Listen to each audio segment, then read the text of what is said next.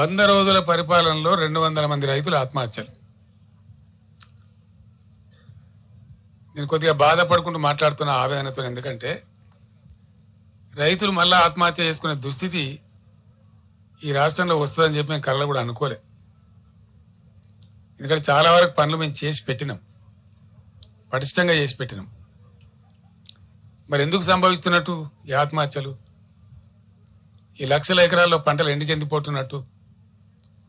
దయచేసి జర్నలిస్ట్ మిత్రులతో నేను ప్రార్థిస్తా ఉన్నా, మీరు కూడా ఆలోచన చేయాలి.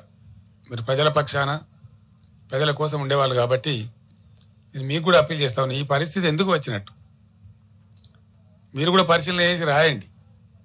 ప్రజల పక్షాన్ని నిలబడండి, రైతుల పక్షాన్ని నిలబడండి. ఇది రాష్ట్రం యొక్క మేలును కాంక్షించి.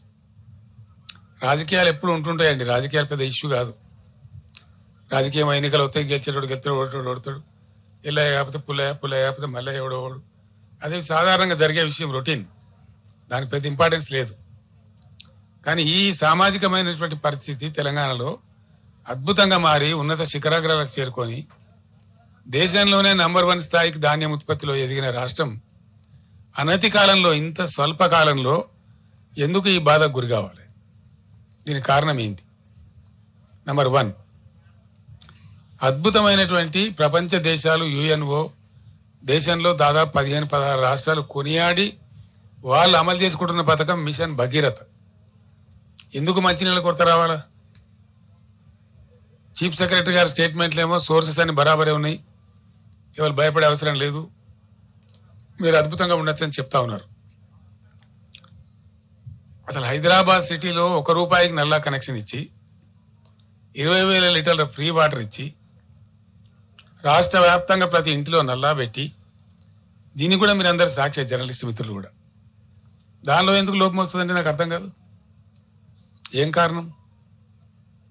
మేము అసెంబ్లీలో ఛాలెంజ్ చేసినాం, నేను స్వయంగా యాజ్ ఎ చీఫ్ మినిస్టర్, ఈ టర్మ్ లోపల భగీరథ కంప్లీట్ చేయకపోతే వచ్చే ఎలక్షన్లో మా పార్టీ పోటీ కూడా చేయదు, మేము ఓట్లు కూడా అడగమని చెప్పి అంత ఛాలెంజ్గా చెప్పి తీసుకుని ఆ పథకాన్ని కంప్లీట్ చేసినాం.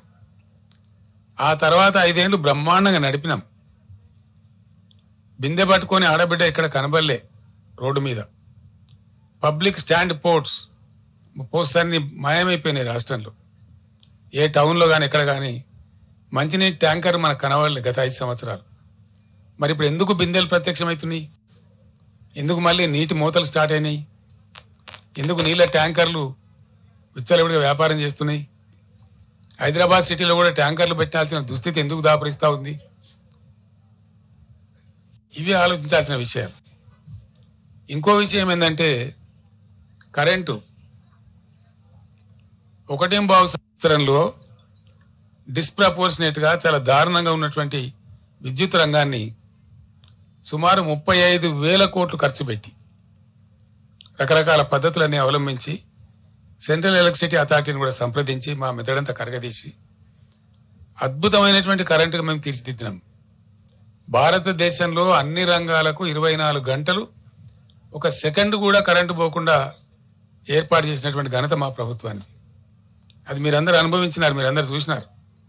ఆనాడు కరెంటు పోతే వార్త, ఇలా కరెంటు ఉంటే వార్త అనే కాడికి వచ్చింది. ఇది ఎందుకు వస్తుందండి నాకు అర్థం కాదు.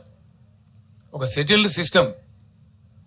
విద్యుత్ అనేది చిన్న విషయం కాదు కదా, నోటి మాటలు కాదు కదా, కట్టుకథలు పిట్టకథలు కాదు కదా. ఒక అద్భుతమైన వ్యవస్థ. దాన్ని తీర్చిదిద్ది 7.5-8 ఏళ్ళు అద్భుతంగా మేము మొత్తం ప్రజలకు సరఫరా చేసినాం. కమర్షియల్ కావచ్చు, డొమెస్టిక్ కావచ్చు, అగ్రికల్చర్ కావచ్చు, ఇండస్ట్రీ కావచ్చు, ఐటీ కావచ్చు, ఇంకా మరే ఇతర రంగమైనా కావచ్చు, అందరికి కూడా ప్రజలందరికీ కూడా 24/7 పవర్ అద్భుతంగా సప్లై చేసిన ఒకే ఒక్క రాష్ట్రం భారతదేశంలో తెలంగాణ, అగ్రగామి రాష్ట్రం. మరి ఆ రాష్ట్రానికి ఏం చెదలు పట్టింది? అలా 100 రోజులలో ఇంత అస్తవ్యస్తమైంది. దీని ఉన్న తమాషా ఏంది? కొత్తగా నడిపించేది ఏం లేదు, కొత్తగా మొదలు మోసేది లేదు, కట్టెలు కొట్టేది లేదు, కొత్తగా పెద్ద గడపరలు పెట్టి తవ్వేది లేదు. ఉన్న వ్యవస్థ ఉన్నట్టు జరిగించలేని అసమర్థత ఏంది, అశక్తత ఏంది? కట్టిన ఇల్లు పెట్టిన పోయి కదా, దాన్ని నడిపించే తెలివి కూడా లేకపోతే ఎట్లా? అంటే మనకు స్పష్టంగా దీన్ని బట్టి అర్థమవుతున్నది ఏంటంటే, ఇప్పుడున్నటువంటి రాష్ట్రాన్ని పరిపాలిస్తున్నటువంటి పార్టీ ప్రభుత్వం యొక్క అసమర్థత, అవివేకం, తెలివి తక్కువతనం, అవగాహన రాహిత్యం, దేన్ని ఎట్లా వాడానో తెలియనటువంటి ఒక అర్భకత్వం మనకు స్పష్టంగా కనపడతా ఉంది.